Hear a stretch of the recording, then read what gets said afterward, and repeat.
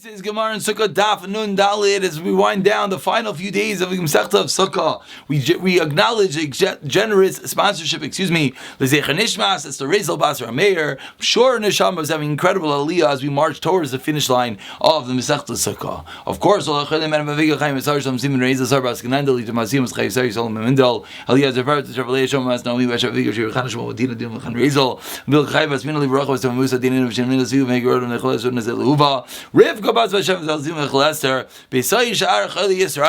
on the very bottom of Nun Gimel and base.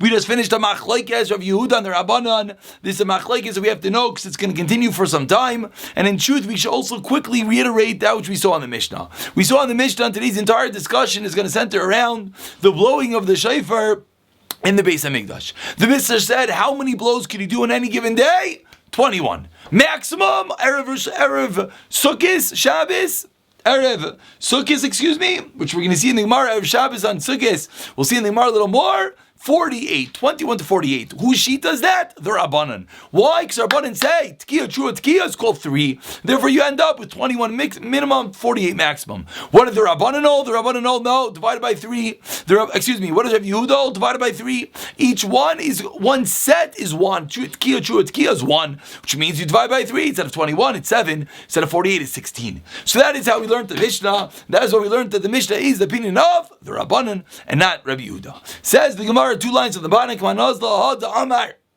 Who does the following statement go like Rav Kahana that he says? Ein bein tekiah l'trua v'loiklam. There is no space. There is no pause between tekiah true at all. Go straight in tekiah true tekiah. Who's that going like? Says the Gemara. Keman Rav Yehuda. Sounds like Rav Yehuda. Rav Yehuda is not separate mitzvahs. It's not a tekiah, a true tekiah. Rav Yehuda holds it's one entity. So seemingly, Rav Kahana's statement, don't take a breath between these tekiyahs, is going like Rav Yehuda. Says the Gemara Pshita. It's obvious, of course, it's going with Rav Yehuda, not the Chachamim. Moving over to today's Daf Nun Dalid. Answers the Gemara, I would have thought, I feel like Rabbanan, maybe we're even going like the Rabbanan. It's coming to teach us a different din. Really, it's like the Rabbanan that teaches us a separate mitzvah. So why did Rav Kahana say that you can't take a breather? To teach us like Rav Yochanan, what does Rav Yochanan say? Damar Shema Tisha Tekiyos B'Tisha Shais B'Yoim Yotza. Says Rav Yochanan extreme. You could hear the tekiyos spread out throughout the whole day. It's no problem. So Kamash Malon, Rav Kahana comes along and says, no, you can't do that. Says Rav Kahana, don't take a break in between. You have to hear them in succession. But perhaps he agrees that you can take a little break. Perhaps he agrees like the Rabbanan that they're separate. Mitzvahs. Says the Gemara of Ema Hachanami. So maybe it's true. So how do you know it's going like Rav Yehuda? Maybe it is going like the Rabbanan. Maybe it is actually teaching us not like Rav Yochanan. Answers the Gemara, Mkein Mai V'loi Klum. What would it mean? V'loi klum. Rav Kahana's statement was you should take no space at all between the tekiyos. If the whole point was to go now like Rav Yochanan, you'd be able to take a small space. Just to mention, of course, we paskin like the Rabbanan, but this is a big marmakayim. With regard to the Shvarim Trua, we know there's two, I don't know if we know, but we'll say right now, as we go into Rosh Hashanah, there's 2 ways of blowing a Shvarim Trua. You can have a Shvarim, do, break, Trua, do. Or you could have a Shvarim Trua, which means do, without a break in between. Big machlekes. You show them machlekes how to do it. Many places, I should say, are machmer and do both. In one set, they do it without a space in the middle. One set, they do it with a space in the middle. And many of the rayos come from this Gemara, from the statement of Kahana. Then as much as we don't go with Rav Yehuda, we see from here with regard to taking a space between the Shvarim and Trua, between the shofar blows. And just one last point is when the Makri, when he calls out what the person should blow and the Baal Tekeh should blow, if he says Shvarim Trua, that's a symbol showing him there should be a space. If he says Shvarim Trua, then he does it all together without a breather in between. Says the Gemara, 4 lines on the top, Nandalid Amid Aleph. Erev Shabbos Sukkah. When we have Erev Shabbos during Sukkot, it's how many shofar do we have? 48. Ask the Gemara, is like a Tani. The Mishnah listed all the times you blow.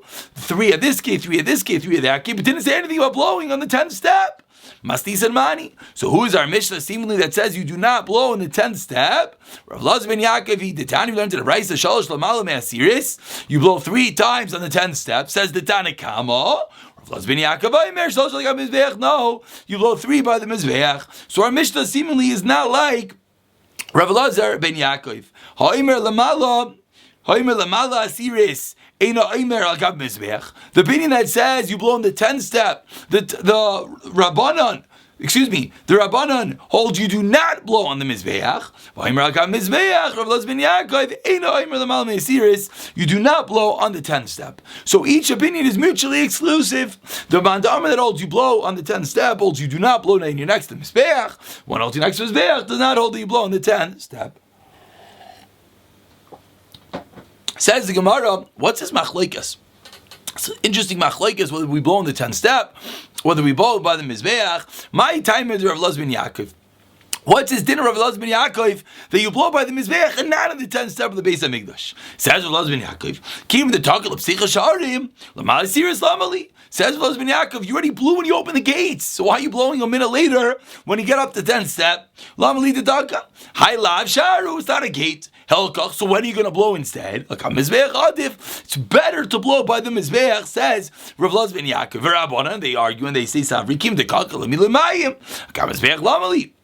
When you just blew and you drew the water, why do you have to blow on top of the Mizbeach? Helkach, Malasir Adif. It's better to complete those 12, the set of 12, by the 10 steps. That's the machlekes in Rav Elazar ben Yaakov and the Rabbanan. Sidebar. Do you blow on the 10th step of the Mizbeach? Our Mishnah did not mention the 10th step, so clearly we're going like Rav Elazar ben Yaakov, which holds you do not blow on the 10th step. Beautiful. Let's continue. He came back from Rome. He came back with a Mishnah, of course. All the Mishnayos, they never in down Gemaras, so everything was told over Talmud to Rebbe. Everything was said verbally. So when they would travel to different places, they would bring with them teachings. So he brought with himself from Rome a following brayso. So that says, the children of Aaron blew chatzais. Why does it say they yitku? They blew.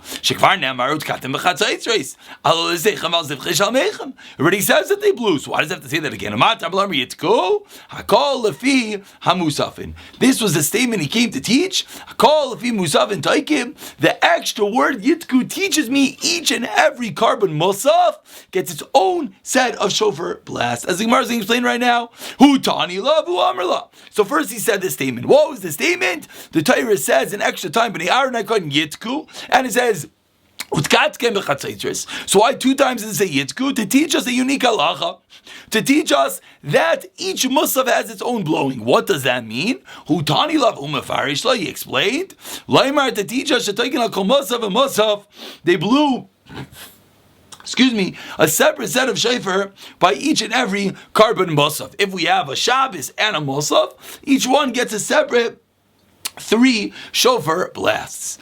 On that point, Tanan, we learned in a Mishnah. Erev Shabbos Chag Mishnah. How many times they blow Yesham Memches? 48 times. 1 second, let's do some math.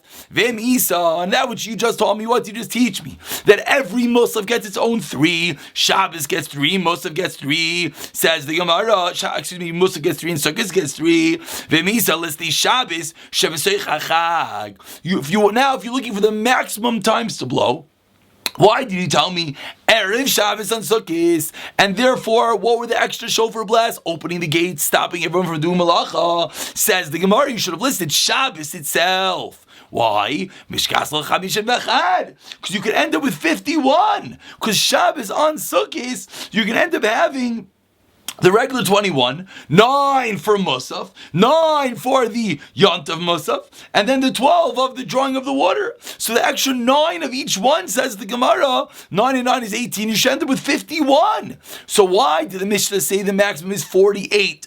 Erev Shabbos on Sukkot.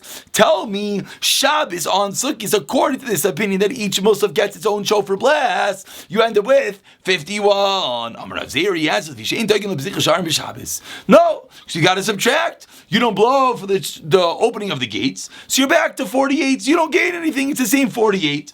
Amar Rava, says Rava, 1 second. Man ha delochayish lekimcha. Who's this one that doesn't have any flour? Derogatory statement. Chada, number 1, the b'chol yom tanan. It says each and every day. Each and every day there were 21, which means each and every day they blew when they opened the gates, even on Shabbos. You just told me on Shabbos when you open the gates, you don't blow, but it says every day you blow. Vote number 2. If you're going to tell me, like you just said, that you ended with 48, great. So it's 48, like Erev, Shabbos, and Sukkot. So we have the same kasha. Why don't you, Mishnah, say Erev, Shabbos, and Sukkot? Say Shabbos on Sukkot straight. List these Shabbos, Sukkah, Chag. According to his opinion that each Musaf gets its own 9, are you? Shabbat Arba Mishmoina, the Shmas Min Atarti, who teaches 2 din. Shmas, Min number 1, Zavaz Ben Yaakov. Shmas, Min the Racha Barchanina, who teach me 2 different dinim. Who teach me that each Musaf gets its own din, and it would teach me you don't blow on the 10th step. So says the Gemara, why did the Mishnah list only Erev, Shabbos, and Sukkot? Why did it not also list Shabbos on Sukkot? Ella, Amar Rava, Noob, Shah. You know why? A different thing they don't do. You don't blow for the filling up the water on Shabbos. Why not? Of course, we should understand this. Because when do they fill up the water? When the day for the filling up the water fell on Shabbos, on Erev Shabbos, right? We learned this in the Mishnayos. They fill it up before Shabbos in an unconsecrated vessel, so you don't have a problem with lina of it staying overnight. And then they will leave it to the next morning. If it's spilled, then they would take it from the kier. But they would try to fill it up for the day before, so not to fill it up on Shabbos. So says the Gemara, that's why we can't list that case. The Batri Tuba, because then you have to subtract all the ones for the filling up of the water. Therefore, you're going to be left with many less. Says the Gemara, okay, different kasha. V'listi nami, why don't we list Rosh Hashanah, Shechalias b'Shabbos? When Rosh Hashanah falls on Shabbos, how many do we have? The Ikal, Talasa, Musafin, there's 3 Musafs. What's the 3 Musafs? Most of the Rosh Hashanah, most of the Rosh Chodesh, most of the Shabbos. And therefore, if each one is 9 to 3 is 27, plus the regular 21 is going to equal 48.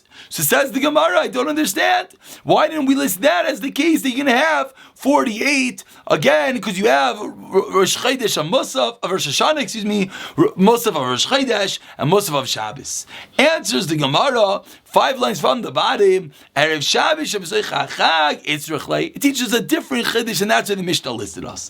Lashmina, Rav ben Yaakov, because it teaches like Rav ben Yaakov, that you do not blow in the 10th step, rather you blow by the Mizbeach. That's why we listed that case, which we would not necessarily know if we listed Rosh Hashanah on Shabbos, teaching me 21 plus the 3 Musafim. We wouldn't know this din that we're going like Rav Lazar ben Yaakov. Says Gemara, 1 second. Atu Mika Amar Lisni. Did you say everything? Meaning, did you counter out every single possibility? Lisni. Just say both. What's the big deal? Teach us both dinim. Answers the Gemara, you know why? Tana v'shayir, a classic case. Because if the Mishnah leaves out one case, then we could say, why did he leave it out? But if there are other things that the Mishnah left out, then we could say, yeah, it didn't list all. It wasn't a full exhaustive list. It left out some cases. Ask the Gemara, Shayir, what else is left over? Shayir, you know what's left over? Erev Pesach turning over to Nandalim Beis. Erev Pesach. That's what's left over. Says the Gemara, 1 second. Which, if you look at the top Rashi, this is going back in Amar Aleph. Rashi says, what's an Erev Pesach? You have the Shechita Pesach, which is 27 shofar blasts. Why? Because there's 3 groups that blows the shofar, and 9 times 3 is you can have the 27 for each time that they can do a Hallel by Erev Pesach when the Shecht and the Karban Pesach. Says the Gemara, 1 second.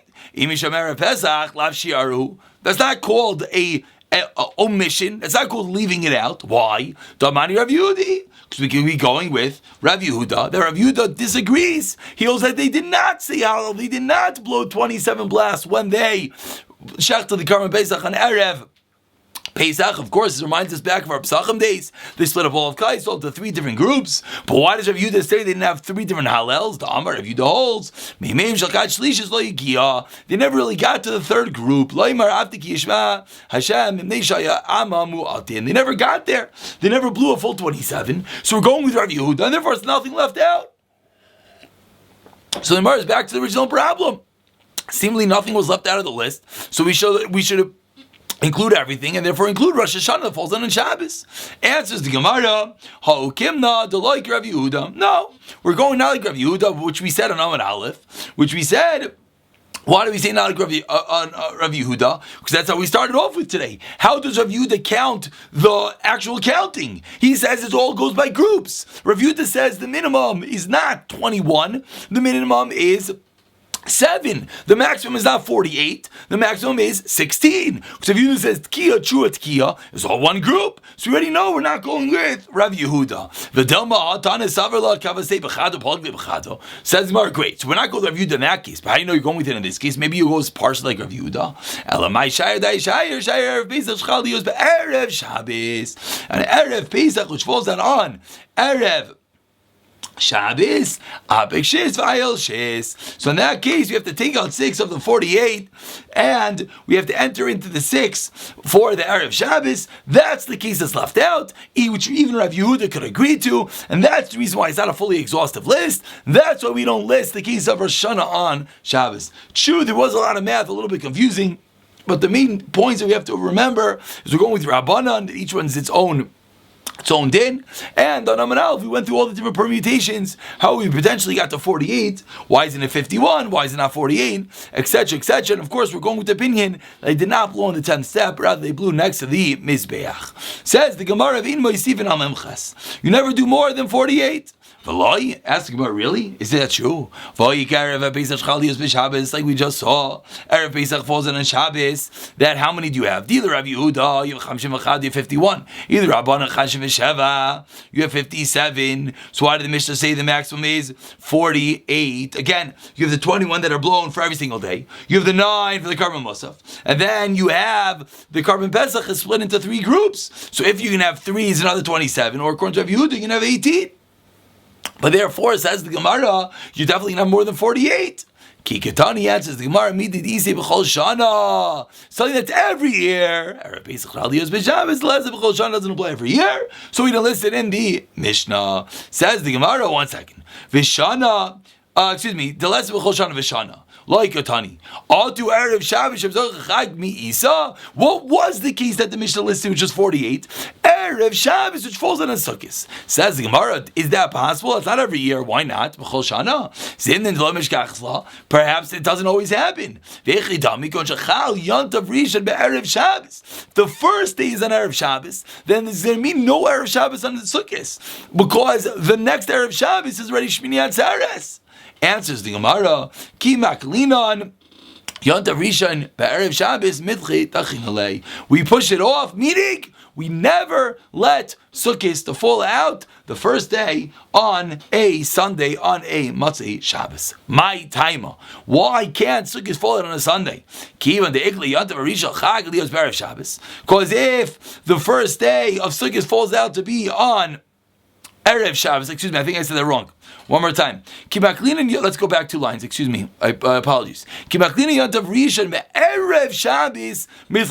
said Sunday. Incorrect. When the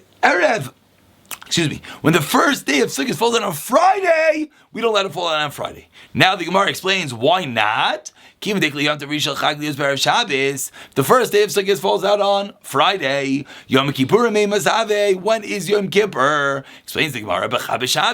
Yom Kippur is going to fall out on a Sunday, which we know never won Yom Kippur on a Sunday. We never go from Shabbos straight into Yom Kippur, whether it's because you're not going to be able to prepare the proper food, whether it's because if someone was nifter Rachmana litzlan, you can have 2 days, you're not going to be able to bury him. But we never have Yom Kippur on a Sunday, and therefore we never have a Sukkot on a Friday. Says the Gemara, is that true? Do we really postpone that we never have Yom Kippur falling out on a Sunday? We learned in the Mishnah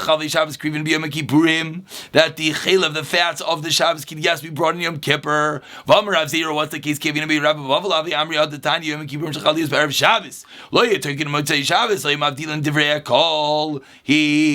So what do we see? Says the Gemara that loyim avdilin divrei hakoli. But what do we see? We see that it could be this Brisa says that Yom Kippur could fall out on a Sunday. Kisaklinu la'asam ashkechate the Rav Yehuda Rav Shimon Bazi Diasv Kamar Rav Akiva. Who is this Rav Akiva? But what's the problem? And of course Rav Akiva holds a chiddush. Yom Kippur has the same kedusha as Shabbos. But what do we see? We see that this Brisa says that Yom Kippur could fall out on a Sunday. You just told me we never want Sukkot fall out on a Friday because Yom Kippur falls out on a Sunday. Therefore we push it off. We see it could happen.